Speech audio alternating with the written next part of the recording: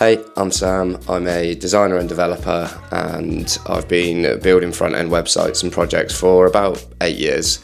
I wanted to start making videos and documenting my journey because I love to build things, and with the trend of vibe coding, I thought when better to start than now. For context, I understand some code. I can write sort of basic HTML, CSS, and I understand some of the front-end frameworks like React, Next.js. I'm definitely not a pro in them. So I just wanted to start documenting my journey of things that I'm building, and hopefully we can help each other out when vibe coding, make our products and things we're building look even better. The first thing that I'm building, and the sort of what this video is, I wanted to share a bit about how to learn how to read CSS. A big thing with AI is your products don't look that good if you just let AI do it all for you. They are wild colours sometimes, accessibility is a massive issue, and they just don't look that great. Like, that's one thing that AI definitely can't do very well at the minute is taste, and I feel like that's one of the most important traits you can have as a designer and a developer in this day and age. Taste is going to be a strong skill to have. So yeah, I want to share a quick video on how I update CSS and stuff like that within AI projects. So what am I building? I'm building a renewable energy sort of tracker at the minute. It's a global interactive globe where you can track renewable energy projects by country and see everything around the world and what's going on. The sort of end goal of this is to build a suite, like an umbrella suite of tools for the renewable energy sector, things like calculators and trackers and everything like that. So without further ado, let's jump in and see where I am.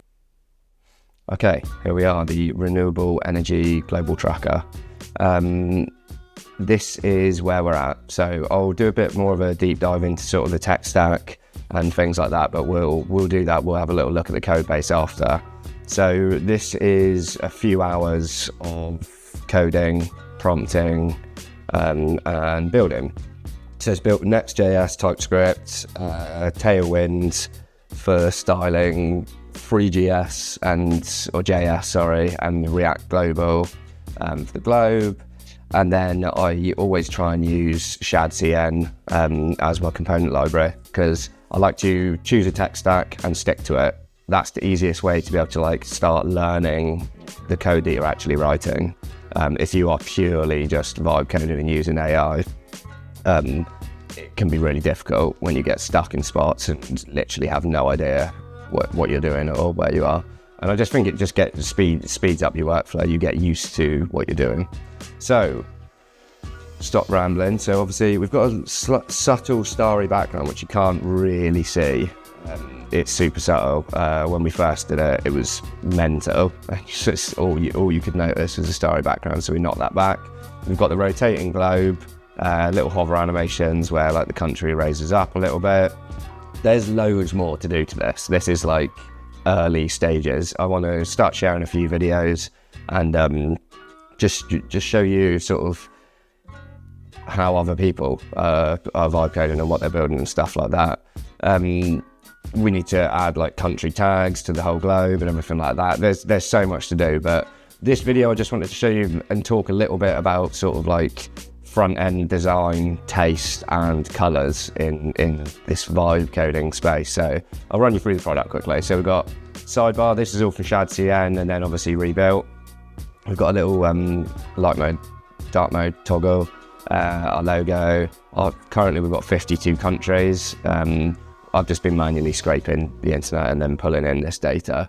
So as you can see, it's ranked by renewables. You can change that to country, blah, blah, blah, renewables, rank. But we'll keep it as renewables, and then that's just a nice little scrollable bar, and you've got the countries. So there's two ways of getting up the data. You can click on the country card like this, and then this pulls up the richer table of data with rank, percentage of renewables, their global rank, carbon reduction. We've got these interactive charts, which are built with recharts, and then all your percentages, solar, And then we've got the top 3 renewable projects, so like the main big projects that they've got going on within that country, and then innovation and future targets. So it's a really nice, well-rounded way to just have a quick look at how the countries are doing in terms of renewable energy, what they're doing, what projects, their primary source of renewables like geothermal for Iceland, and all those bits. And then also you can just drag this globe around. It's fully interactive, it will just carry on spinning.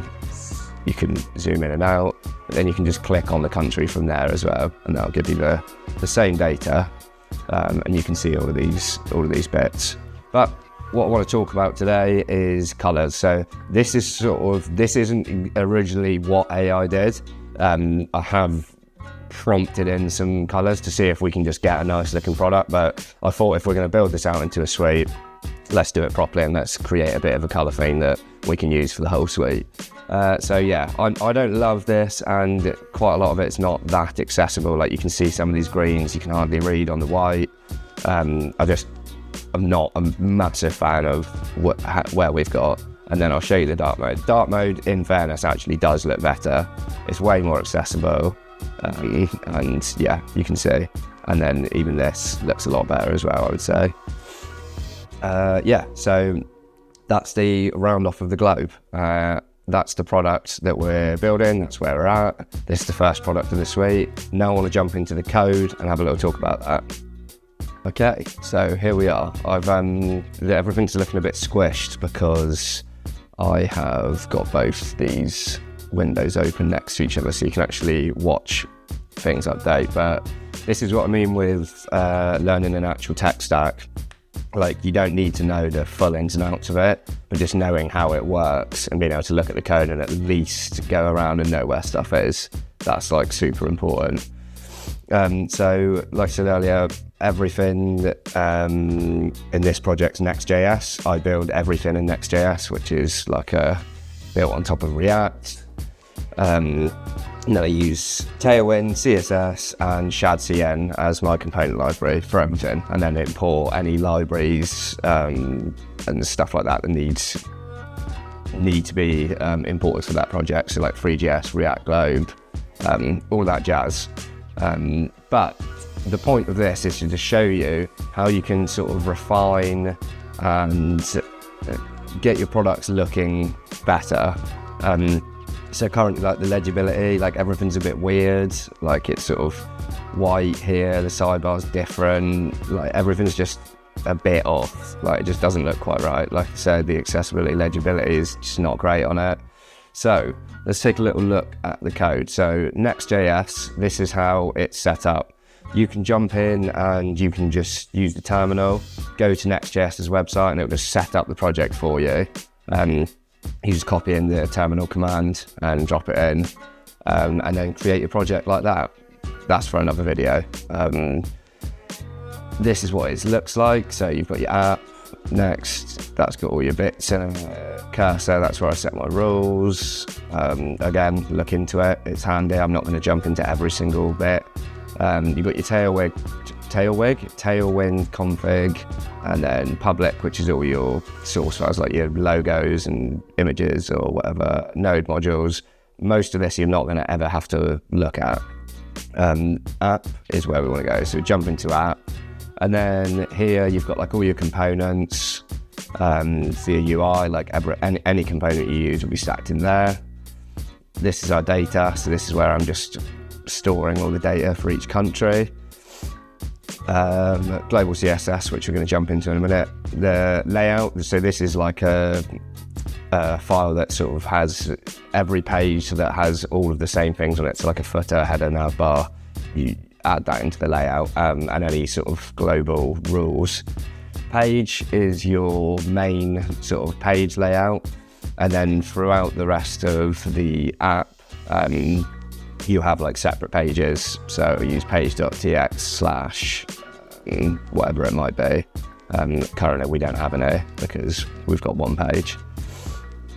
So let's jump into the global CSS. So although this probably looks pretty intimidating, if you literally have no idea what you're doing, it's actually not that crazy. So this is the theme. This is just setting the variables of what we can change. So like color background, variable, dash background. All that means is this is setting the tone for where you can change the color. So in dark mode, the variable is the background, and then we'll set them in there. So if you scroll down a bit more, you've got the root. So this is the light mode. This is like the main theme. And then you can go down here and you've got dark mode.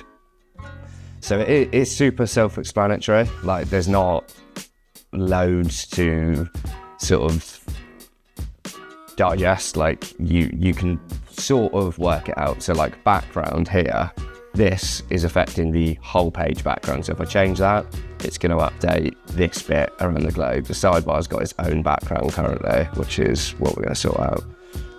But yeah, so I'm not going to go through and update every little bit of code, because that'll be a really boring video, although this probably already is. I'm just going to show you how you can go in and then how you can change bits. So like, for instance, take a look at the sidebar. It's this weird like off green, and it's just doesn't sit right with me. Like I just want it to be pure white and make a really legible thing. So we'll come down here, so border, blah, blah, blah, and then all of a sudden we see sidebar. So this is sidebar. So you've got your sidebar foreground, etc, etc.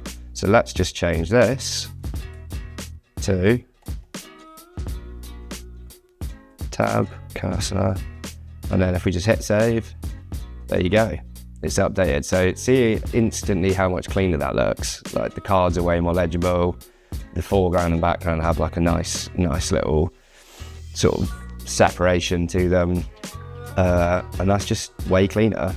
Yeah, so that's how you update bits. You can change anything you want, but what I would do is choose a like a bit of a theme. Go into your notes or whatever, or find like a nice screenshot of a product you like the design, and just take it into Figma, color pick those colors, and then just set your like your background, your foreground and stuff like that, and then just work through here and just make it look better. You can literally have them side by side, looking at each element, and you can just change it as you go. Yeah, so that's a really important part of vibe coding, because you need your product to look good. Yeah, so just work out, take a dig into the code, everything with vibe coding. I think you should be doing this anyway, but enough of that. Yeah, I just wanted to show you how to have a dig around. Okay, so here we are. I went away and just made some updates to the global CSS. I was happy with all the globe and everything like that. It's just the cards and the styling and stuff is all a bit over the top, and I prefer a more subtle looking product. It was yeah, very strange active states and stuff like that, and it just didn't really work. There's a lot of issues with accessibility and legibility as well. So you can see here now I've just added like these, removed all the strokes, added these nice hover states. It's got an active state stroke, and then this is just way more clean and legible. For a product like this, like the goal is to look nice, but also when it's a product that just relays information, it needs to just be extremely easy to read and legible. So yeah, that's how you take your vibe coding project and update the CSS.